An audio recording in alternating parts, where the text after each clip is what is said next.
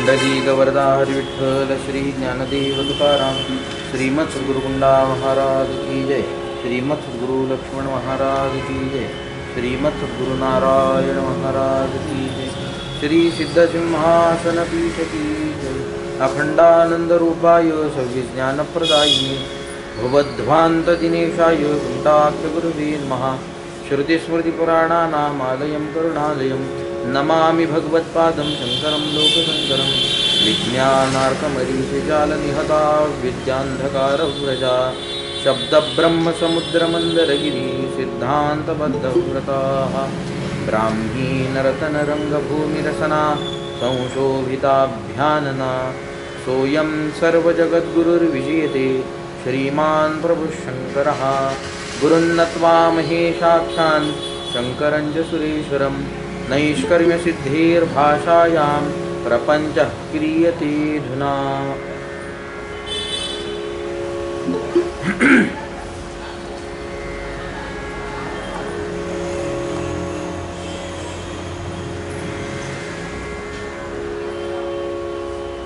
सन्निपत्य न च ज्ञानं कर्माज्ञानं निरस्यति साध्य साधन भावत्वात् एककाली नवस्थितेः।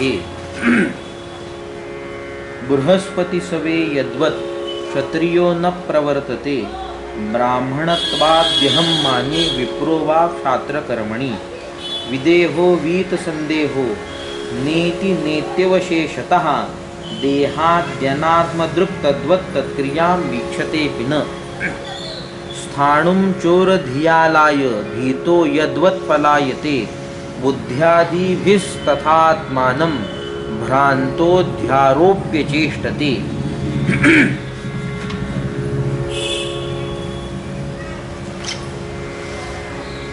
स्थाणोः सतत्वविज्ञानं यथा नांगं पलायने आत्मनस्तत्वविज्ञानं तद्वनांगं क्रियाविधौ।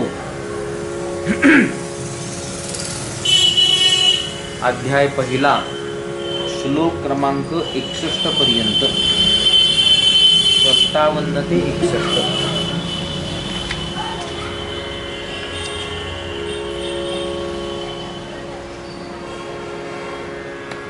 व्यक्ती प्रत्येक प्रवण होण्यासाठी म्हणून जी साधन करतो, आत्मप्रवण होण्यासाठी म्हणून प्रवणता म्हणजे मार्गक्रमणता, त्याच्या प्राप्त्यर्थ म्हणून होणारी जी कोणती बौद्धिक मानसिक काही क्रियेचा विचार करताना शास्त्रीय कर्माचा विचार करा आणि मानसिक कर्माचा विचार करताना शास्त्रीय असलेल्या ज्या ज्या म्हणून वैचारिक साधना सांगितल्या त्याचा सगळा विचार करा। आणि बौद्धिक असलेल्या क्रियेचा विचार करीत असताना आपल्याला असा विचार करता येतो की बौद्धिक क्रिया ही क्रिया स्वरूपात खरीच आहे का, बौद्धिक क्रियेला क्रिया म्हणायचं का, या गोष्टीचा विचार करावा लागतो। मानसिकतेमध्ये असणारी जी क्रिया होते म्हणजे मनाने होणारी जी कल्पना होते, त्या मनाने होणाऱ्या कल्पनेचा जर विचार केला असता त्या ठिकाणी विविध प्रकाराची वासना सुद्धा असू शकते की जी शुभ अशुभ या दोन प्रकारामध्ये विभागता येते। म्हणजे मन जे चंचल आहे, मन जे मलाला ठेवू नये, मन जे मलाची कल्पना करणारे, मन जे शुभ अशुभ कर्म प्रवृत्तीचं पहिलं साधन आहे, उत्पत्तीचं ठिकाण आहे। जोवर मनामध्ये येत नाही तोवर ती गोष्ट इंद्रियांच्या माध्यमाने कोणत्याही पद्धतीमध्ये या दृश्य जगतात उपस्थापित होत नाही। त्यामुळे मन ही सूक्ष्म अवस्था कर्माची आपल्याला तपासता येते, म्हणून मानसिक असलेलं कर्मच म्हणता येतं। परंतु बौद्धिकतेच्या पातळीवर ज्यावेळी विचार केला जाईल, बौद्धिक असलेल्या कर्माचा क्रियेचा विचार केला जाईल, त्यावेळी त्याला क्रिया म्हणायचं का, अशा पद्धतीचा एक विचार आपल्या समोर करता येतो। आणि तो विचार करीत असताना असा विचार करा की बौद्धिक असलेली ही जी क्रिया आहे, ही क्रिया विवेक वैराग्य या स्वरूपामध्ये अभिव्यक्त होते। आत्म काय, अनात्म काय आणि या दोन पदार्थांमधला असलेला भेद काय, अशा स्वरूपाचा जो निर्णय, जी निश्चयात्मिकता आहे, जी निश्चयात्मक वृत्ती आहे, ती बौद्धिकतेच्या धरेवर आहे। त्यामुळे अदृश्याचा विचार नाहीये, निश्चयाचा विचार आहे। समोर घट आहे, संपला विषय, निश्चय झाला ना। तिथे कोणती क्रिया आहे का, निश्चय जिथे होतो तिथे क्रिया समाप्ती आहे का क्रिया प्रवणता आहे? जिथे निश्चयाची प्रवृत्ती आहे तिथे पुढचं जे काही म्हणून कर्म असेल त्या कर्माची असलेली पूर्णता आहे हा विचार आपल्याला करता येतो. म्हणून बौद्धिक क्रिया म्हणत असताना ज्या ज्या म्हणून कर्माचा विचार आपण आतापर्यंत करीत आलो त्याची असलेली परिसमाप्ती, त्याचा असलेला निश्चय, अशा पद्धतीचा आपल्याला विचार करता येतो. म्हणून निश्चयात्मक असलेली जी वृत्ती, त्या निश्चयात्मक असलेल्या वृत्तीच्या संबंधाने चिंतन करत असताना बौद्धिकतेचा विचार करा. बौद्धिक असलेला जो जो म्हणून काही विचार, जो जो म्हणून असलेलं जे क्रिया, त्या सगळ्या असलेल्या क्रियेमध्ये निश्चयाचं स्थान अमूल्य आहे आणि ते स्थान टाकून देता येत नाही. वा तेवढं जर टाकून दिलं तर ते बौद्धिकतेमधून मानसिकतेमध्ये प्रवृत्ती त्याची. मानसिक असलेल्या कर्मांमध्ये, मानसिक असलेल्या क्रियेमध्ये संशयाचं स्थान प्राबल्य आहे. संशय महत्वाचा आहे. तिथे मनाचं स्वरूपच जर संकल्प विकल्पात्मक सांगितलेलं असेल तर त्या संकल्प विकल्पामध्ये जो विकल्प, त्या विकल्पात संशय, म्हणजे प्रथमतेने उत्पन्न होणारा संशयच आहे. मानसी असलेल्या क्रियेमध्ये प्रथमतः उत्पन्न होतो तो संशयच आणि त्या अशा असलेल्या संशयाच्या निवृत्त्यर्थ म्हणून जी होणारी मानसी प्रक्रिया आहे त्या प्रक्रियेला संकल्प म्हणतात. मग त्या संकल्पाच्या माध्यमाने जो निश्चय होतो, अंततोगत्वा फलाला ती गोष्ट प्राप्त होते, फल जिचं मिळतं म्हणजे निश्चय ज्याचा होतो तो निश्चय झालेली जी स्थिती आहे ती स्थिती मात्र बौद्धिक आहे. विवेक तपासा. विवेकामध्ये निश्चय का निश्चय नाही, अनात्मवस्तू काय, आत्मवस्तू काय याचा होणारा निश्चय का नाही, निष्क्रिय काय, सक्रिय काय, चंचल काय, अचंचल काय, क्रियावान काय, क्रियारहित काय, नित्य काय, अनित्य काय, योग्य काय, अयोग्य काय, हेय काय, उपादेय काय, त्याज्य काय, ग्राह्य काय, या सगळ्या असलेल्या गोष्टींचा विचार निश्चयात्मक स्वरूपात. जिथे जिथे म्हणून निश्चयात्मक वृत्ती असते तिथे तिथे म्हणून असलेली ही बौद्धिक प्रक्रिया, या बौद्धिक प्रक्रियेला आपण विचार करीत असताना ज्ञान मार्गात ढकलतो. कर्म मार्गामध्ये ही गोष्ट येणार नाही, ती ज्ञान मार्गामध्ये ही गोष्ट जाते. त्यामुळे ज्ञान मार्गात असलेलं जे काही म्हणून क्रियेच्या स्वरूपाचा भाग म्हणून सांगितला गेला तो केवळ आणि केवळ बौद्धिक स्वरूपाचाच आहे. बुद्धिनिष्ठ असा असतो भाग आहे आणि त्याला म्हणत असताना दुसऱ्या परिभाषेत पहा अंतःकरणनिष्ठ आहे. परंतु अंतःकरणनिष्ठ म्हणत असताना अंतःकरणाच्या चार वृत्त्या तिथे घ्यावयाचं काही एक कारण नाही. तिथे फक्त बुद्धिवृत्ती, या बुद्धिवृत्तीचं प्राबल्य असल्यामुळे, बुद्धिवृत्तीची प्रमुखता असल्यामुळे त्या बुद्धिवृत्तीचाच फक्त विचार तिथे आपल्याला करता येतो.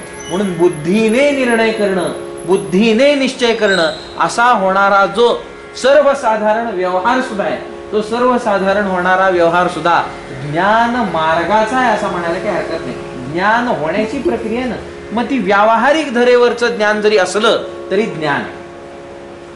त्यामुळे त्या अशा असलेल्या ज्ञानासाठी सुद्धा बौद्धिक प्रक्रियेची जर गरज असेल तर आत्मप्रवणतेसाठी, आत्मप्रमेसाठी म्हणून लागणारा जो ज्ञान मार्ग, शास्त्राने सांगितलेला जो ज्ञान मार्ग वा होणार जे ज्ञान, त्याच्यासाठी म्हणून बुद्धिनिष्ठ असलेल्या बौद्धिक प्रक्रियेचं आलंबन घ्यावंच लागतं. आलंबन घ्यावं लागतं म्हणजे आश्रय करावाच लागतो आणि हा आश्रय करणं म्हणजेच कर्तव्य. कर्तव्य म्हणून दुसरं तिसरं काही नाही. कर्तव्यामध्ये येणार जवळच जे आहे ते म्हणून हे आहे. त्या अशा असलेल्या कर्तव्यांमध्ये विवेक वैराग्याधिकांनी जो युक्त आहे त्या विवेक वैराग्याधिकांनी युक्त असलेल्या अधिकाऱ्याच्या ठिकाणी श्रवणादी होणारी जी साधनं, ही श्रवणादी होणारी साधनं बुद्धिनिष्ठ आहेत असा आपल्याला विचार करता येतो.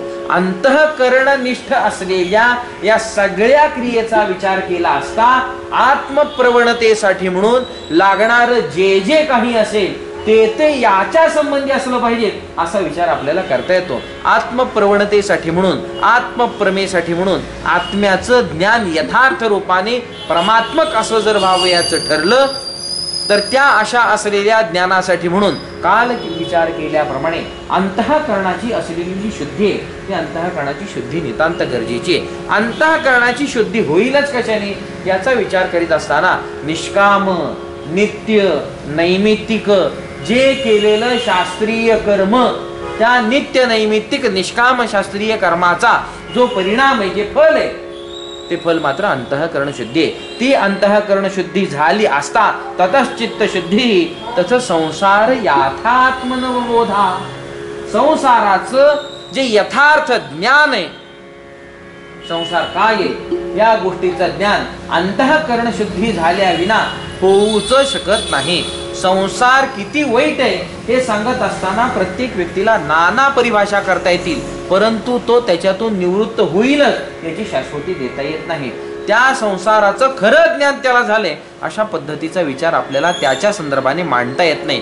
जरी तो बोलत असला तरी स्वतःला वगळून दुसऱ्यांविषयी बोलतोय, ही गोष्ट त्याच्यातली गमक आहे, हे महत्वाचं आहे. स्वतःला बाजूला ठेवतो आणि दुसऱ्यांना तो सांगतो की संसार खोटा आहे म्हणून. भोजन आदी या सगळ्या प्रवृत्त्या खोट्या आहेत. आत्मप्रवणता मुख्य आहे. आत्म्याचं ज्ञान झालं म्हणजे सगळं झालं. जेवणाधिकांची प्रवृत्ती करायचीच काय, एक दिवस खाल्लं नाही तर मरता काय. एवढं जे सगळं काही बोलणं आहे, हे सगळं बोलणं स्वतःला सोडून इतरांच्या संदर्भात आहे. जर स्वतःवरती वेळ आली तर सगळं हे खोटं आहे. पहिल्यांदी पोटोबा आणि मग विठोबा, अशा पद्धतीने नवीन सिद्धांताची निर्मिती इकडे होत असते. स्वतःवर आल्यावरती गोष्ट कळते. त्यामुळे त्याचं चित्त शुद्ध नाही याचं हे लक्षण आहे. बोलतो म्हणून अंतःकरण शुद्ध असलं पाहिजे असा त्याचा अर्थ नाही. अंतःकरण शुद्धी ही कशातून प्राप्त झाली, किंबहुना कशातून प्राप्त होते, उचित असलेल्या शास्त्रीय कर्माच्या आचरणानेच प्राप्त होते ना. ज्याच्या ठिकाणी उचित शास्त्रीय कर्माचं आचरण होऊन त्याचं फल चित्तशुद्धी नावाने जर त्याला मिळालं असेल तर त्याच्या ठिकाणी होणारा जो काही आचरणाचा प्रकार असेल, तो आचरणाचा प्रकार त्याची चित्तशुद्धी सांगेल काय सांगणार नाही. त्याची चित्तशुद्धी तो आचरणाचा प्रकारच सांगेल. आचरण त्याचं काय आहे याच्यावरून त्याच्या चित्तशुद्धीचा विचार आपल्याला करता येतो. केवळ आचरणावरून विचार करावा असाही कोणत्याही पद्धतीमध्ये सांगावयाचा मुद्दा नाही. आचरण ही बाह्य क्रिया आहे. एखादा व्यक्ती असतो बहुत आचरणी आहे. बहुत आचरणी म्हणजे आपल्याला जी गोष्ट माहीत सुद्धा नसते ती त्याला माहीत असते आणि इतका तो कर्मकांडामध्ये गुंतलेला असतो. अंतःकरणामध्ये जे कर्म तो करतो त्याच्याविषयी त्याला वीट असतो आणि ते कर्म करीत असताना तो व्यक्ती अत्यंत क्रोधाविष्ट होतो, परंतु ते कर्म करतो. हे करावंच लागतं, हे करावंच लागतं. देवपूजा आज यांनी केली नाही, त्यांनी केली नाही, मला काही ना कुठं नाही तरी मला करावीच लागते. या सगळ्या असलेल्या गोष्टीवरून अंतःकरणामध्ये असलेल्या त्याच्या श्रद्धेचं अनुमान होतं. अंतःकरणात त्याची काय श्रद्धा आहे, कर्माविषयी असलेली, चित्तशुद्धीविषयी असलेली कल्पना त्याच्या असलेल्या या वाणीवरून आपल्याला लक्षात येते. त्यामुळे आचरणही शुद्ध असावं लागतं आणि विचारही शुद्ध असावे लागतात, म्हणजे त्याच्या ठिकाणी चित्तशुद्धी झालेली आहे असा आपल्याला विचार करता येतो. ज्या अर्थी आचरण आणि विचारांमध्ये असलेली शुद्धी त्याच्या ठिकाणची चित्तशुद्धी दाखवते, त्या अर्थी त्याच्या ठिकाणी सात्विकतेची प्राप्ती झालेली आहे हा विचार आपल्याला सोडता येणार नाही. मूल असलेली सात्विकता ही त्याच्या आचरणातून, कर्मातून, बोलण्यातून, वागण्यातून, सगळ्या असलेल्या प्रकारातून जिथून जिथून तो व्यक्त होतोय, जिथून जिथून तो आपल्याला कळतोय, त्या त्या असलेल्या प्रत्येक गोष्टीतून त्याच्या अंतःकरणात असलेली सात्विकता आपल्याला दिसून येत असते. किंबहुना एखाद्या वेळी तो व्यक्ती जर क्रोधाला गेला तर सात्विक आहे, आणि जर क्रोधाला गेला तर क्षणिक असलेल्या या क्रोधावरून त्याचा विचार न करता सदैव असलेल्या वृत्तीचा विचार करावा लागतो. एखादा मनुष्य कसा आहे याचा विचार करीत असताना बहुत काल तो कोणत्या वृत्तीत आहे याच्यावरून त्याचा आपल्याला विचार करावा लागतो. बहुत काल कुठे येतो यावरून त्या व्यक्तीचा निर्णय आपल्याला करता येतो. क्षणावरून कोणताही निर्णय त्या व्यक्तीच्या संदर्भाने, त्याच्या अंतःकरणाच्या संबंधाने, त्याच्या ज्ञानाच्या संबंधाने, त्याच्या आचरणाच्या संबंधाने आपल्याला करता येत नाही. अर्जुनाचा विचार करा. अर्जुन वीर होता का वीर नव्हता? वीर, वीरोत्तम. माऊली म्हणतात ना वीर आहे म्हणून, भगवान आहे म्हणतो वीर आहे. त्या अर्जुनाला एका असलेल्या क्षणाच्या स्थितीमध्ये कुरुक्षेत्रात जर आपण बघितलो असतो तर की ज्याचा हात थरथरत आहे, गांडीव त्याचं पडलेलं आहे आणि तो काहीतरी वेगवेगळ्या असलेल्या भाषा बोलतोय. भगवंत तिथे म्हणतायत नपुंसकासारखा काय बोलतोय. आपण म्हणू नये, भगवंत बोलले ते शब्द जशाला तसे. तेवढं ज्ञान घेतलं आणि आपण आलो. अर्जुन, अरे अर्जुन काय भित्र आहे? एका क्षणावरून त्याचा निर्णय येतो काय? अर्जुन काय लंपट आहे? अर्जुन काय, अरे त्याच्या अंतःकरणामध्ये किती आसक्ती आहे. स्वस्त्रीचा झालेला अपमान सुद्धा, की ज्याच्यासाठी म्हणून जो अपमान त्याचा बदला घ्यावा, त्याची शिक्षा पुढच्याला करावी म्हणून जो इतके वर्ष प्रवृत्त होता, त्याच्यासाठी ज्यांनी अमुक अमुक अमुक अमुक साधनं केली, तो व्यक्ती ह्या सगळ्या असलेल्या लोकांना शिक्षा देण्याचा निर्णय आला, देश आला, काल आला, त्यावेळेमुळे गलित गात्र झाला. क्षत्रिय नाही. जन्माविषयी आम्ही त्याच्या ऐकूनच होतो की यांचे जन्म गडबडीचे. हा दोष आहे, हे दोष आहे. त्यावेळी दुर्योधनादिकांकडून आलेला हा आक्षेप आहे की तुमचे जन्म कसे झाले हे आम्हाला माहित नाही. जो त्यांचा पिता, ज्या मुख्य पित्याच्या अध्यक्षतेमध्ये कुंती ही त्या अध्यक्षाची जी प्रकृती, तिने केलेल्या संकल्पातून उत्पत्ती या पांडवांची, अशी तशी नाही. जो पंडू नृप म्हणजे पांडू राजा, त्याचा संकल्प नव्हे काय, त्याचा संकल्प आहे ना पुत्र व्हावा, हा त्याचाही संकल्प आहे. परंतु पुत्र व्हावा असा त्याचा असलेला संकल्प या मैथुनी सृष्टीतून निर्माण होणारा पुत्रच असावा अशा पद्धतीचा नाही. पुत्र व्हावा असा संकल्प आहे. मानस सृष्टीने सुद्धा पुत्रोत्पत्ती होऊ शकते, प्रजोत्पादन होऊ शकतं, अशा पद्धतीचा विचार आपल्याला शास्त्राने मांडलेला आहे. मानस सृष्टीने पुत्रोत्पादन प्रजोत्पादन करणारी प्रक्रिया ही कुणाची आहे?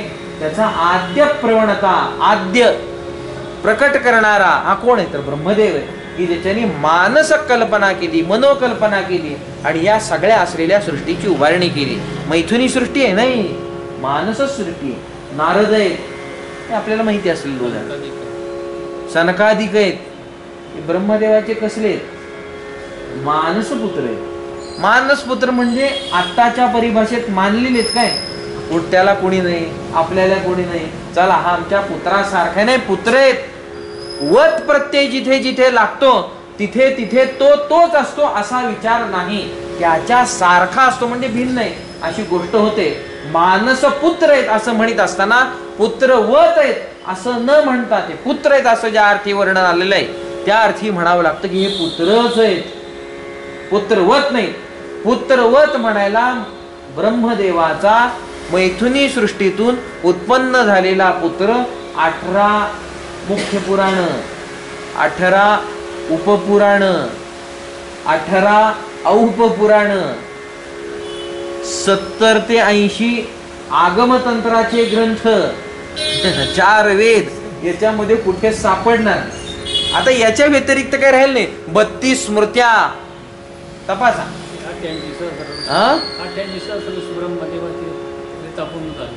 काय हा एकट्याच्या झाले का दुकट्याच्या झाली? मी म्हणतोय मैथुन सृष्टी आहे का? मैथुन सृष्टी, मिथुनता. मैथुन सृष्टी म्हणजे 2 हवे. बीज आणि शुक्र यांच्या संमिलीनीकरणातून उत्पन्न होणारा जो जो पदार्थ तो पदार्थ मैथुनी सृष्ट आहे. आणि जो एकाकडूनच उत्पन्न होतो कशाचा तरी आश्रय लागणारच आहे ना. मानस सृष्टीमध्ये म्हणत असताना सुद्धा उत्तमता केवळ कल्पनेत आहे आणि दुसरी असलेली जी मानस सृष्टी आहे त्याच्यामध्ये रेताचा आश्रय आहे, केवळ रेताचा आश्रय. हत्तीच्या कानात रेत पडावा आणि कानिफाचा जन्म व्हावा, होऊ शकेल? केवळ रेताने ही गोष्ट होऊ शकेल? ती गोष्ट सोडा. रेताचा स्वभाव पुत्रोत्पादन करणे हा आहे. जर म्हणाल रेताचा स्वभाव पुत्रोत्पादन प्रजोत्पादन करणे जर हा आहे तर वंध्य वीर्यापासून प्रजोत्पादन का होत नाही? ते वीर्यच आहे, शक्तीच आहे ना. ती काही असलं तरी शक्तीच आहे. मग त्याच्यापासून का होत नाही? मैथुन सृष्टी निराळी आणि मानसच सृष्टी निराळी. कशाचा तरी आश्रय केल्याशिवाय कोणत्याही पद्धतीने काहीतरी उत्पत्ती होते असं होत नाही. प्रकृतीला सुद्धा सृष्टी निर्माण करीत असताना भगवंत सांगतात मयाध्यक्षेण प्रकृती क्रियते सचराचरम. आश्रय म्हणजे ही मैथुनी सृष्टी नाही, ही मानस सृष्टी अशीच निर्माण झाली. कशी निर्माण झाली? खरी आहे का खोटी आहे? खरी वाटते ना, पण झाली आहे कशी निर्माण? मिथ्या असलेल्या कारणातून निर्माण झाली. मिथ्या कारणातून निर्माण झाली म्हणजे निर्माणच कशी झाली? प्रबोध सुधाकरामध्ये शंकराचार्य या दृष्टीने बोलत असताना माया जगताची निर्मिती कशी करते या दृष्टीने बोलतात की स्वप्न पडलंय, व्यक्ती आहे, झोपलाय, स्वप्न पडलंय, स्वप्नामध्ये त्याला कामिनी संग झाला. कामिनी संग झालेला असा व्यक्ती जो स्वप्नस्थ आहे त्याचा, त्या स्वप्नाचा, त्या कामिनी संघाचा परिणाम जागृत अवस्थेमध्ये असलेलं जे हे शरीर आहे, स्थूल देह आहे, जो व्यावहारिक देह आहे त्याच्यावर होतो आणि त्याचं स्खलन होतं. स्खलन झालं हे व्यावहारिक आणि मिलन झाले हे स्वप्नस्थ. ते खोट आणि हे खरं. त्या पद्धतीमध्ये प्रकृती अशा स्वरूपाने अशा खऱ्या जगताची निर्मिती करते की जे असं आहे अनादि निद्रिस्त असलेला जो त्याला स्वप्न पडतं आणि त्या स्वप्नामध्ये जगताचं सगळं भान होतं. मग त्या जगताचं होणारं जे भान आहे आणि अबाधित्व जे वाटतंय, व्यवहारकाली अबाधित्व जे त्याचं आहे आणि परमार्थ कालामध्ये त्याचं अबाधित्व राहत नाही, बाधित होतं ते. पण व्यवहार कालामध्ये राहणारं अबाधित्व ते अशा सत्य परिणामे करू नये असा विचार आपल्याला करता येतो. त्यामुळे मानससृष्ट असलेल्या प्रजोत्पादन प्रक्रियेचा जर आश्रय केला तर पंडून रूपाच्या अध्यक्षतेखाली जी कुंती आहे आणि जी माद्री आहे की त्या पंडून रूपाच्या दोन प्रकृत्या म्हणजे स्त्रिया, या दोन असलेल्या स्त्रीने स्वतःच्या असलेल्या संकल्पाने विविध असलेल्या देवतेंच्या आशीर्वचनाने प्रजोत्पादन केलं अशा पद्धतीचा विचार आपल्याला करता येतो. म्हणून त्यांच्या असलेल्या जन्माबद्दल जी काही भाषा दुर्योधनादी दुष्ट लोकांकडून आली होती त्याचंही निराकरण अशा पद्धतीत होऊ शकतं. परंतु एका क्षणाचा विचार करून त्या अर्जुनाची असलेली ती स्थिती रणांगणावरची जर तपासली आणि त्याला जर म्हणलं हा भित्र आहे, धर्मराज अधर्म कार्यात प्रवृत्त झाला का झाला नाही, जुगार खेळणं ही काय फार मोठी चांगली गोष्ट आहे काय? म्हणजे क्षत्रियांना त्या द्यूतासाठी आमंत्रित केलं तर त्यांनी अस्वीकार करू नये, मुख्य धर्म आहे. जो आपल्याला कळतो मुख्य का गौण धर्म तो त्याला कळत नाही काय? त्यालाही कळतच असेल की मुख्य गौण धर्माचा विचार तिथेही करतच असेल. आणि जरी जुगाराला बसला, आता बसला, झालेली घटना आहे ना, बसू नये म्हणणारे आपण कोणी? बसलं झालं सगळाच खेळ झाला, ते काय असा तसा राहिलाय काय? आता झालेल्या घटनेवर विचार करायचा. ती घटना का झाली, कशासाठी झाली, ते अशी व्हायला नको होती, त्यांनी हे करायला नको होतं असं म्हणायचं काही नाही. झाली होऊन गेली, गेला व्यक्ती की गेला, आता काय पुन्हा घेतो काय? बसला, स्वस्त्री लावली का नाही? स्वस्त्रीपणाला लावली. मग स्वस्त्रीपणाला लावलेली गोष्ट जर आपण आता दुसरे तिथे जे होते ते तेवढं बघूनही त्यांना लक्षात आलं नाही, त्यामुळे ते लयालाच गेले. समजा आपण राहिलो असतो बाहेर आणि आपण जर बघितलं असतं आणि तेवढंच बघून झालं असतं, हा कसला धर्मराज, अधर्मराज आहे का? हा अधर्मराज आहे. याला धर्म कळतो काय? याला धर्म कळत नाही, हा फक्त व्यसनी मनुष्य आहे, एवढाच काय तो निर्णय होईल ना. आणि एवढाच असलेला जो निर्णय क्षणिक असलेल्या त्यांच्या चरित्रावरून जर त्यांच्या संपूर्ण व्यक्तिरेखेबद्दल जर करायचा ठरला तर त्याच्यातून जन्म कशाचा होतो? आधुनिक असलेल्या लोकांनी महाभारतावर लिहिलेल्या कादंबरीचा जन्म होतो. दुसरा तिसरा कशाचा जन्म होत नाही. कादंबरी नावाचा प्रकारच एवढा आहे. एखाद्याची चूक पकडायची, तेवढंच त्याला धरायचं आणि सगळं असलेलं चरित्र तसं रंगवायचं. याला म्हणायचं कादंबरी, जे आधुनिक आहे. आणि त्याच्यामध्ये हेच लिहिलेलं असतं, दुसरं तिसरं काही लिहिलेलं नसतं. मला म्हणायचंय क्षणिक असलेल्या गोष्टीवरून त्या व्यक्तीविषयी कोणतीही धारणा करता येते काय? करू नये, करता येणार नाही. क्षणिक अवस्था सत्व शुद्धी ज्याची झालेली आहे, अंतःकरण शुद्ध ज्याचं झालेलं आहे, त्याची जरी रजतमाच्या असलेल्या आणि परिस्थितीच्या अनुरूप असलेल्या काही प्रतिक्रियेच्या संदर्भाने जर क्रोधाची असेल तर त्या व्यक्तीला क्रोधी म्हणायचं का? त्या व्यक्तीला अंतःकरण याचा अजून शुद्ध झालेलं नाही असं म्हणायचं का? क्षणाचा असलेला विचार हा सोडून द्यावा लागतो, भूतकालाचा आपल्याला विचार करावा लागतो. म्हणून चित्तशुद्धीची कल्पना करीत असताना चित्त शुद्ध आहे का नाही या गोष्टीचा अनुमान लावत असताना एक त्याची वाणी काय हे तपासा, एक त्याचं आचरण काय हे तपासा, एक त्याचं ज्ञान काय हे तपासा. आणि या सगळ्यांचा असलेला परिणाम, या सगळ्यांची असलेली तपासणी ही एका क्षणाची न करता बहुत कालपर्यंत करा. नाहीतर हेही क्षणात जर तपासलं तर सगळ्यात चांगला बोलणारा चोर असतो की जो आपल्या शेजारी बसतो, आपले गोडवे गातो, आपल्याला 2-4 गोष्टी चांगल्या शिकवून जातो, दुसरं तिसरं काही नसून त्याचं अंतःकरण सुद्धा आहे म्हणते. बहुत कालपर्यंत तपासणी करावी लागते. संत आहे, गुरु आहे, आत्मज्ञानी आहे, हे कळेल कसं? बहुत काल संगती केल्याशिवाय कळणारच नाही हा ज्ञानी आहे का ज्ञानी नाही म्हणून. एका क्षणामध्ये ती गोष्ट लक्षात येत नसते. ज्ञानी आहे जो केवळ त्याच्या असलेल्या शास्त्रीय शब्दाच्या माध्यमाने ज्ञान देण्यास सिद्ध आहे, समर्थ आहे. अशा असलेल्या ज्ञानी महात्म्याच्या संबंधाने सत्संगती अशी ही बहुत काल केल्याशिवाय तो खराच ज्ञानी आहे अशा पद्धतीचा विचार करता येत नाही. जर एखादा योगी जर असेल तर एका क्षणातही ती गोष्ट कळते. एकतर चांगला तर अनुभव येतो, नाहीतर तो खड्ड्यात तरी घालतो. काहीतरी अनुभव देतो. आणि असा असलेला अनुभव लगेच अग्नी आहे ना, योगाग्नी जिथे प्रकट झालेला आहे त्या योगाग्नीचा संस्पर्श झाला असता काही वर्ष लागत नाही पोळायला. किती आगीत हात घालायचा आणि वर्षांनी पोळतं असलं काही कर्म नाही. वस्तू सामर्थ्य शक्ती नव्हती, हात घातला की पोळायला चालू होतं. त्यामुळे एखादा जर योगी असला आणि त्याच्या ठिकाणी योग सामर्थ्य जर विशेष रूपे करून प्रकट झालेलं असलं तर त्या योगी असलेल्या महात्म्याच्या संदर्भाने ज्ञान होण्यासाठी एक क्षण सुद्धा पुरेसा आहे. इथे एक क्षण सुद्धा पुरेसा आहे. परंतु योगी असावा लागेल. आणि ज्ञानी असेल तर योगी ज्ञानी असतोच, पण योग सामर्थ्य निराळ आहे. शरीरातल्या प्रत्येक शक्तींचं प्रगटीकरण आहे, सिद्ध केले. आणि ज्ञान्यांनी काय केलेलं असतं?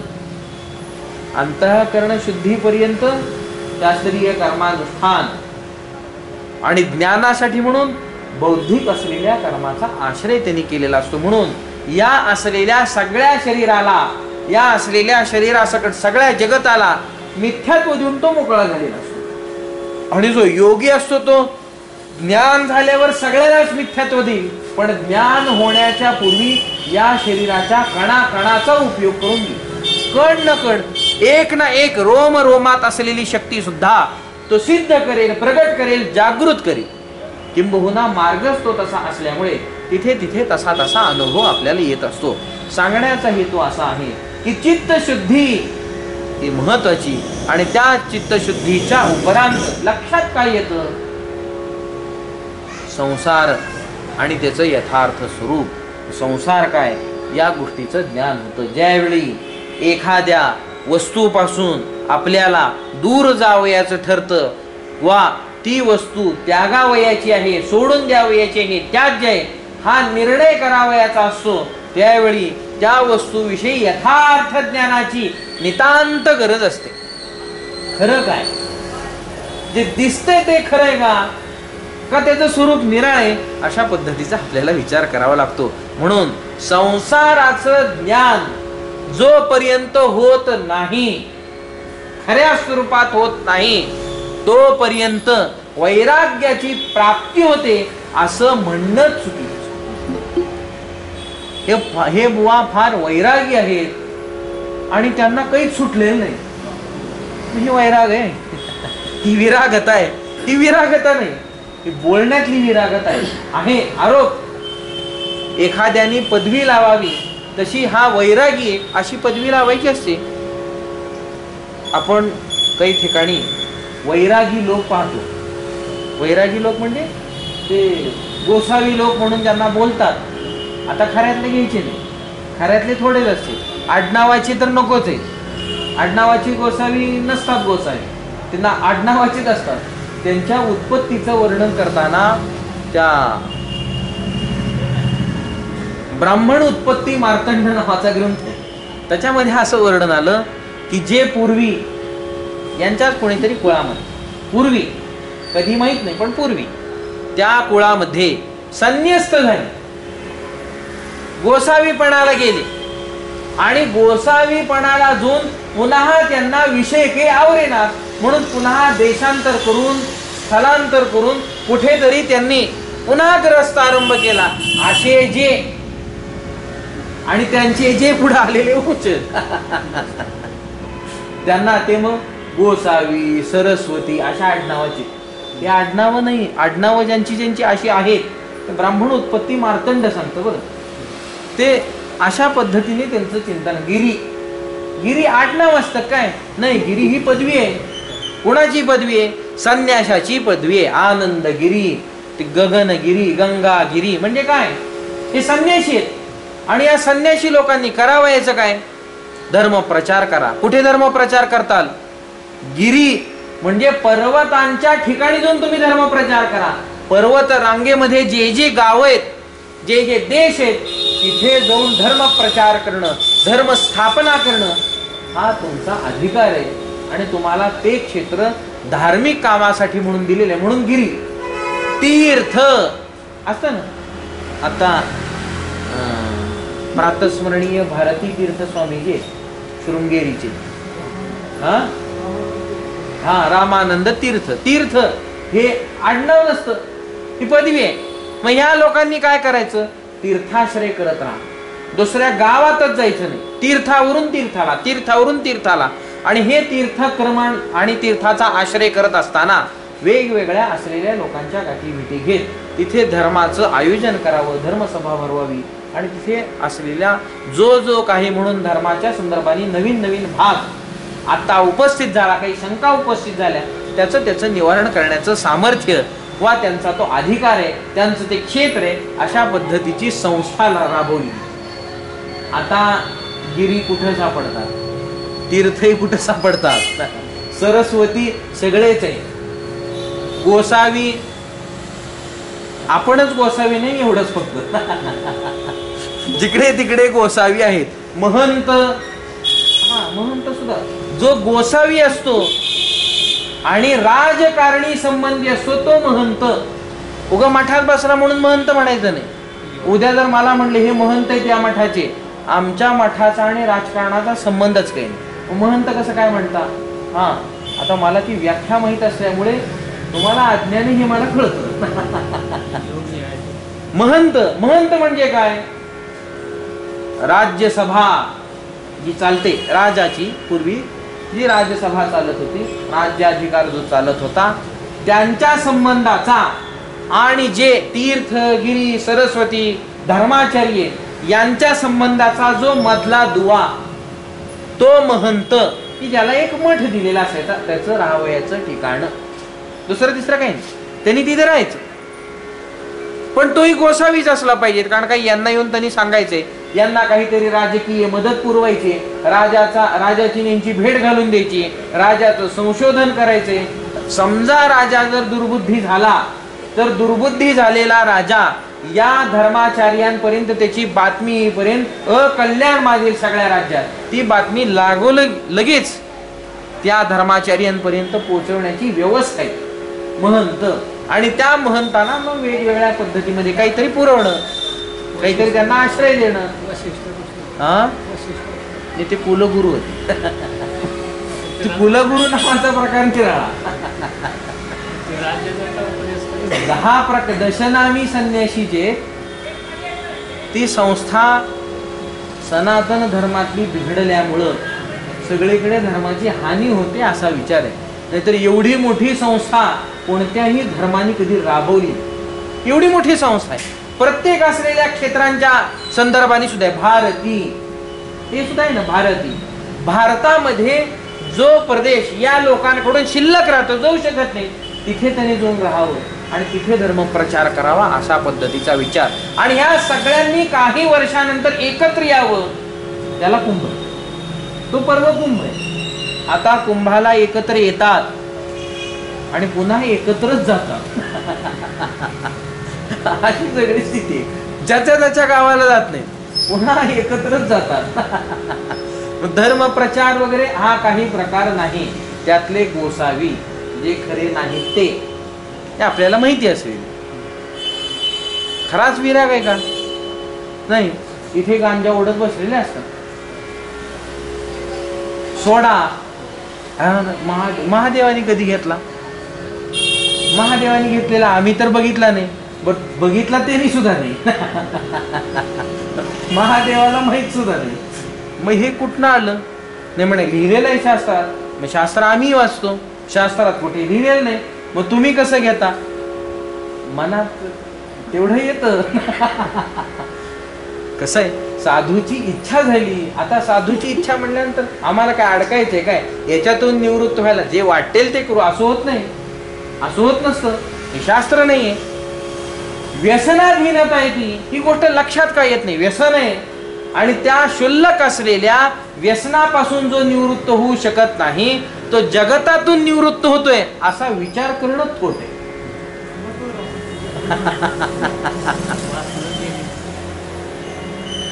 धूर बाहेर नसतो, त्यांच्या मनात ठासलेला असतो. सोडतात बाहेर, पण तो एवढा ठासलेला असतो मनामध्ये की तो बाहेर ते मेले तरी पडत नाही. पुढच्या जन्मात सुद्धा लहानपणी चालू होते त्यांचे हात. यांनी मोठा का वळल्या? श्रीकृष्णांनी मूठ कशासाठी तरी वळली असेल, यांच्या मोठा का वळल्या? पकडायला. मागच्या जन्मातला संस्कार सुटतच नाही यांचा, इतके वेळ पकडलेली असते ती. त्यामुळे त्यांना खराच विराग प्राप्त झाला असं म्हणता येईल काय? नाही, यांना विराग प्राप्त नाही असं आपल्याला म्हणावं लागतं. विराग हा येतोच कधी? त्याज्य बुद्धी येतेच कधी? ज्याच्या विषयी त्याज्य बुद्धी यावयाची आहे त्याचं जर खरं स्वरूप समजलं तर, नाही तर त्याच्याविषयी विरागता निर्माण होऊ शकत नाही. संसाराविषयी विरागता आत्मप्रवणतेसाठी जर अपेक्षित आहे तर संसाराचं यथार्थ स्वरूप समजणं अपेक्षित नाही काय? संसार काय आहे ही गोष्ट समजावी लागते. म्हणजे संसाराची चिकित्सा फार मोठ्या पद्धतीत करत बसा, वैज्ञानिक व्हा, 70-80 वर्ष त्याच्यात घालवा, दात पडू द्या, शरीर गलित गात राहू द्या आणि संसार खोटाय म्हणायची वेळ येऊ द्या, ज्ञानाला अवस्था तरी शिल्लक राहील काय? नाही. बौद्धिकतेचं क्षेत्र असल्यामुळे हा निश्चय क्षणात आणि त्या क्षणात होणाऱ्या निश्चयाच्या संदर्भाने चित्तशुद्धी आवश्यक आहे.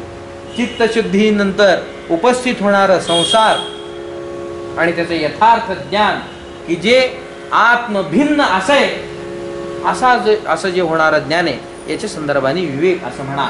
आणि त्या विवेकाच्या उपरांत येणारं जे वैराग्य ते वैराग्य खरं वैराग्य असं आपल्याला विचार करता येतो. म्हणजे ततो वैराग्यम, असं ज्यावेळी वैराग्य प्राप्त होतं त्या वैराग्याच्या प्राप्तीनंतर खरी मोक्षाची इच्छा उत्पन्न होते. मग मुमुक्षुता. शिकायला आले म्हणजे मुमुक्षु झाले असा विचार करायचा नाही. चित्तशुद्धीच्या नंतर 2 पायऱ्यांनी आपण चित्तशुद्धीसाठी म्हणून शास्त्रीय कर्म करता येत नाही वा करणं शक्य नाही वा तशी परिस्थिती नाही म्हणून जो दुसरा उपाय शास्त्रांनी सांगितला, दिने दिने वेदांत श्रवण. दररोज वेदांताचं श्रवण करा. ते ऐकून ऐकून अंतःकरण शुद्ध होईल. कारण का संसाराचं यथार्थ स्वरूप तिथे समजेल, आत्म्याचं यथार्थ स्वरूप तिथे समजेल. ऐकून ऐकून ऐकून याच्याविषयी कधी ना कधीतरी अंतःकरणामध्ये विरागता निर्माण होते. म्हणजे चित्तशुद्धीपूर्वक विवेकपूर्वक वैराग्य निर्माण होतं. मग खरी मुमुक्षुता. मुमुक्षुता अशी तशी निर्माण होत नाही, ही मुमुक्षुता मग आहे. आणि त्या मुमुक्षुतेनंतर इच्छा निर्माण झाली. मुक्त व्हायचे म्हणल्यानंतर मग उपायांचं अन्वेषण तो करतो, उपायांचा शोध घेण्यासाठी म्हणून तो प्रवृत्त होतो. आणि उपायांचा शोध घेत असताना त्याला असं लक्षात येतं की याच्या हे जे दोन भाग आत्मा आणि अनात्मा, हे जे दोन भाग आपण करून ठेवलेले आणि हे दोन निरनिराळे आहेत आणि याच्यातला आत्मा जो आहे तो जवळच आहे आणि अनात्मा हे अनित्य असल्यामुळे हे आपल्याला सोडायचे, परंतु खरं जात नाही पुढनं, त्याचा काहीतरी उपाय करायचा आहे. हे ठरल्यानंतर कोणीतरी श्रेष्ठीची गाठ घेतली पाहिजे, कोणीतरी त्याच्यामध्ये असलेला जो प्रवीण आहे त्याची गाठ घेतली पाहिजे, असा इथे विचार येतो. आणि तो विचार करीत असताना या सगळ्या असलेल्या कर्मातून पहिल्यांदा सुटलं पाहिजे म्हणून इथे सांगतात कर्म तत् साधन संन्यासः. सगळ्या असलेल्या कर्मांपासून विधीपूर्वक त्यांनी संन्यास घ्यावा, हे उपरम त्यांनी करावा. प्राप्त असलेल्या जे जे म्हणून काही साधन मला आहे, जे जे म्हणून विषय आहेत, त्या सगळ्या असलेल्या विषयांचा त्याग करणं हा संन्यास आहे. संसार मला प्राप्त होता, त्याज्य बुद्धी निर्माण झाली, विरागता निर्माण झाली, संबंध नसल्यामुळे बाहेरच्या बाहेर टाळून दिला, संपून टाकला. घर आहे, आई आहे, वडील आहे, बायको आहे, मुलगा आहे, नातू आहे. मला वाटतं एवढं वय खूप झाला का नातू झाला मी, पण तू पूर्वीच्या प्रमाणे आता हे वय खूप आहे. या प्राप्त असलेल्या विषयांच्या त्यागाच्या संबंधाने व्यवस्था काय करता? त्याज्यबुद्धी. केवळ त्याज्यबुद्धीने काम भागेल नाही, कर्तव्य शिल्लक राहते. शास्त्राचं असलेलं जे शासन आहे ते शासन संसाराविषयी जरी शिथिल असलं तरी प्राप्त असलेल्या आणि विधीपूर्वक स्वीकारलेल्या साधनांविषयी भयंकर प्रबल आहे. ते म्हणतात असा संबंध सुटणार नाही. त्याज्यबुद्धी जरी निर्माण झाली नुसतीच आणि विधीपूर्वकता जर त्याचा त्याग नाही केला तर त्या असलेल्या विषयाचा संबंध संपला आहे असं म्हणता येणार नाही. बायकोय, अनेक लोक पूर्वी सोडत होते, आता बायका नवरा सोडतात, संबंध संपतो काय? कसा काय संबंध संपतो? संबंध संपत नाही. विधीने स्वीकार केलाय ना, मग विधीने त्याग करावा लागेल. आणि जर विधी कायदेशीर जर तुम्ही लग्न करून आलेले असताल, की ज्याला विधीच नाही कोणता, कायदेशीर 2 सह्या केल्या, 2 उपस्थितांनी सह्या केल्या, तुम्ही विवाहित आहात, सर्टिफिकेट आलं, पुन्हा तिथे वकिलांकडे गेला आणि घट फोडला म्हणजे घटस्फोट घेतला, मग ते काय नाही, तुम्ही बांधलेच कधी गेलात होता म्हणून मुक्त आहे.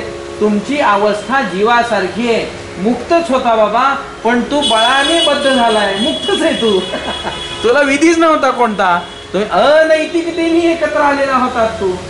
दुसरा तिसरा काही नाही. आता नैतिकतेने बाजूला चालले, चांगली गोष्ट आहे. वैवाहिक असलेला संबंध की जो कायदेशीर प्रक्रियेने केला जातो हा अनैतिक आहे, आणि असा झालेला संबंध की जो निवारित कायदेशीर प्रक्रियेनेच केला जातो मला वाटतं ते नैतिक. कारण का आता बाजूला चालले ना, जशाला तसे शुद्ध स्वरूपाला प्राप्त काही राहील नाही. मध्यात बाधा करून घेतली होती, आता काही नाही. एका जातीचे निघाले बाजूला गेले, आता खरी नैतिकता चालू झाली. विधीने स्वीकार नाही, मग त्याला काही देणं घेणं नाही. शास्त्रीय आहे का ते नाही, अशास्त्रीय म्हणून त्याचा स्वीकार इथे नाही. म्हणजे तो संन्यासी म्हणावा असं होत नाही. पण संन्यास ज्याला करायचा आहे त्याला काय करावं लागेल?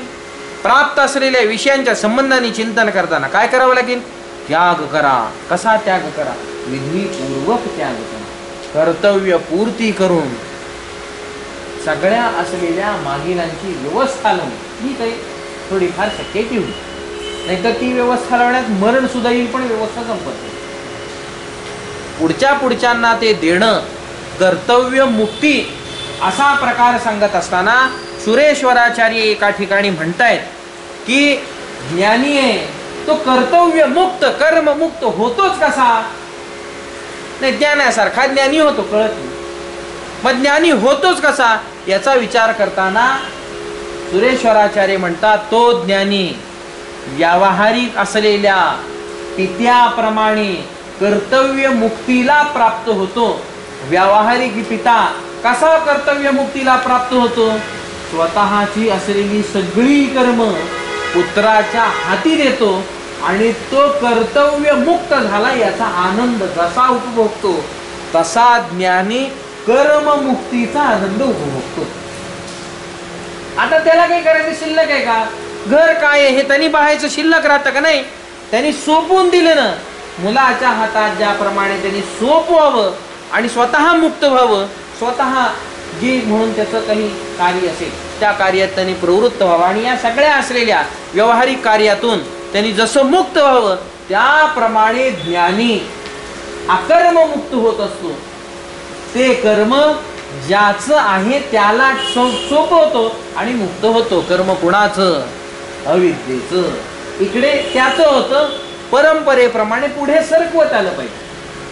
म्हणजे कुलधर्म, कुलाचार इत्यादी सगळ्या गोष्टी त्या पुढे जशाला तशा सोपवून त्यांचं ज्ञान देऊन तिथं असलेला जो काही सगळा प्रकार आहे कुलरक्षणाचा, धर्मरक्षणाचा, उन्नतीचा, व्यावहारिक उन्नती, अर्थप्राप्ती याच्या संबंधाने मान प्रतिष्ठा जी कुळाची आहे जशी किंवा त्याच्यामध्ये उन्नती, या सगळ्या गोष्टी जशाला तशा सोपून हा जसा निवृत्त होतो, हे ज्याचा आहे त्याला दिल्यानंतर तो निवृत्त झाला ना. पण ज्ञानाने कर्म द्यावंच कुणाला? ज्ञानाला तर कर्म मुक्त होतोय वा झालेला आहे, पण दिल्याशिवाय होईलच कसं? याज्यता आहे म्हणजे कुठेतरी टाकावं लागेल ना. कुठनं आले तिथे टाकलं तर खरं. रज्जूतून प्रतीतीला आलेला सर्प निवृत्ती करायची म्हटल्यानंतर सर्पाला कुठे नेऊन सोडता? जिथं आला तिथं. अविद्येतनं कर्म आलं आणि कर्ममुक्तीचा आनंद घ्यायचाय, टाकावं कुठं कर्म? अविद्येत. पिता पुत्राकडे टाकतो, ज्ञानी अविद्येत कर्म टाकतो आणि अविद्येचं कर्म अविद्येला देतो आणि कर्ममुक्तीचा तो आनंद उपभोगतो. म्हणून विषय जे प्राप्त आहेत त्या प्राप्त असलेल्या विषयाच्या संबंधाने संन्यासाचा विचार केला आणि पुढे योगाभ्यासपूर्वक प्रत्येक प्रवणता म्हणजे आत्मप्रवणता ही व्यक्तीला प्राप्त होते असा विचार या ठिकाणी मांडलेला आहे. आत्मप्रवणतेचा विचार करीत असताना, आत्मज्ञानाचा विचार करीत असताना आत्म्याचं जे ज्ञान आम्हाला होतं ते आत्म्याचं होणारं ज्ञान अंतःकरण शुद्धी झाल्याविना होतं काय? अंतःकरण शुद्धी झाल्याविना होत नसल्यामुळे अंतःकरण शुद्धी हा महत्वाचा ज्ञान मार्गातला भाग आहे का नाही? पूर्व पक्ष म्हणतात की हा भाग आहे, हे तुम्ही मान्य केलं. पारंपरियेनं जरी म्हणत असताल तरी अंतःकरण शुद्धीला म्हणजेच कर्माला सोडून ज्ञान होण्याची प्रक्रिया सांगता काय? सांगू शकत नाही. म्हणून एक पूर्व पक्ष मांडतात, एक युक्ती मांडतात की साध्य साधन भावाची उत्पत्ती कर्म आणि या आत्मज्ञानामध्ये होते. साध्य काय? ज्ञान आहे. साधन काय? पुन्हा कर्म. फक्त मधली असलेली अंतःकरण शुद्धी हे जे त्याचं उत्तम आणि श्रेष्ठ अंतिम फल आहे हे बाजूला ठेवलं जातं आणि तुम्ही मानता म्हणून साध्य साधन असलेल्या भावाच्या संबंधाने चिंतन करताना म्हणतात कर्म आहे हे साधन करा आणि साध्य हे ज्ञान करा.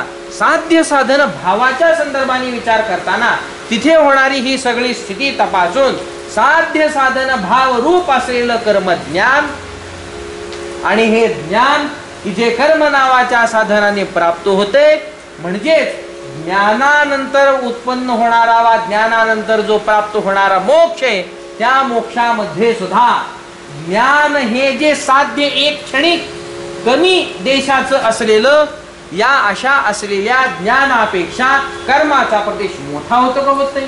कर्माचा प्रदेश मोठा. साधन जास्ती वेळ चालतं का साध्य जास्ती वेळ चालतं? 10 लाख रुपये मिळवायचे 2 वर्ष राबावं लागतं, मग 10 लाख रुपये मिळतात.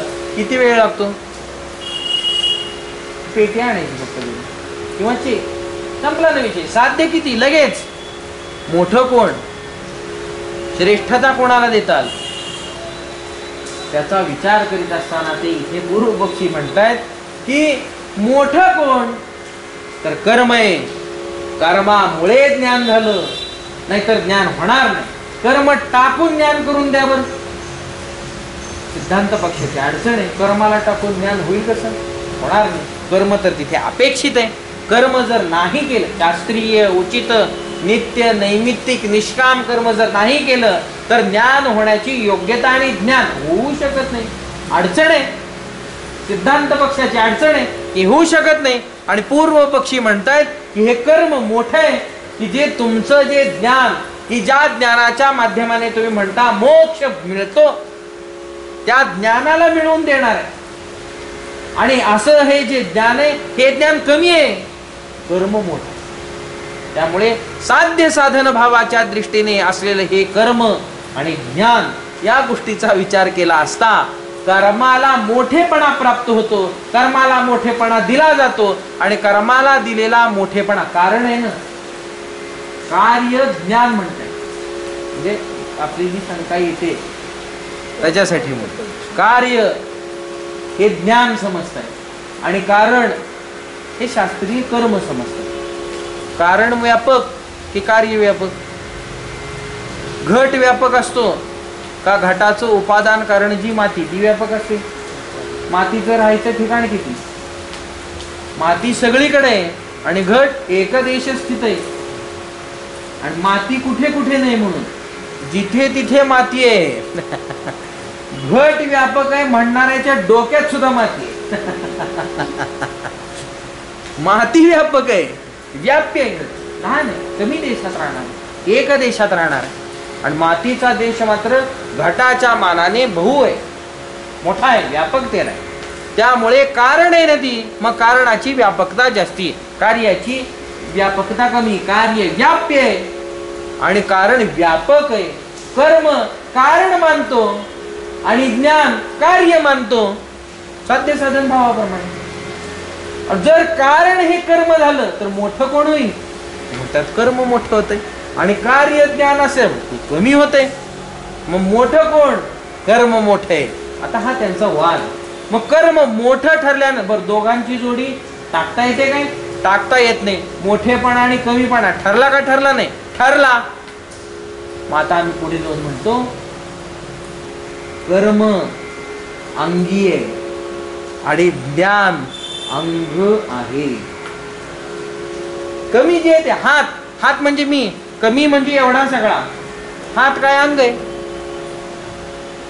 मला फलप्राप्ती होते वा माझ्याकडून काहीतरी केल्यावर फलप्राप्ती होते असं ज्या ज्या अर्थी होते त्या त्या अर्थी हातामुळे फलप्राप्ती होते असं म्हटलं का माझ्यामुळे फलप्राप्ती होते असं म्हटलं?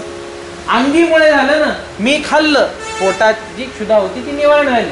आपण असं थोडीच म्हणतो नाही नाही काय आज हाताने खायला घातलं असं म्हणत नाही. मी खाल्लं, भूक लागली होती, मी खाल्लं, मिळालं. कोणाचा विचार केला? अंगीचा विचार केला, अंगाचा विचार केला नाही. मग मोक्ष आहे, परम प्रयोजन आहे. अंगी ठरलं कर्म, अंग ठरलं ज्ञान. भले ज्ञानाच्या मदतीने मोक्ष होईना का? अंगी गुण आहे कर्म. मग आम्ही विधान करतो कर्माने मोक्ष होतो म्हणून, कारण का अंगी ते ठरलं ना. आता जो मोठा त्याच्यामुळे ते प्राप्त झालं असंच म्हणावं लागतं.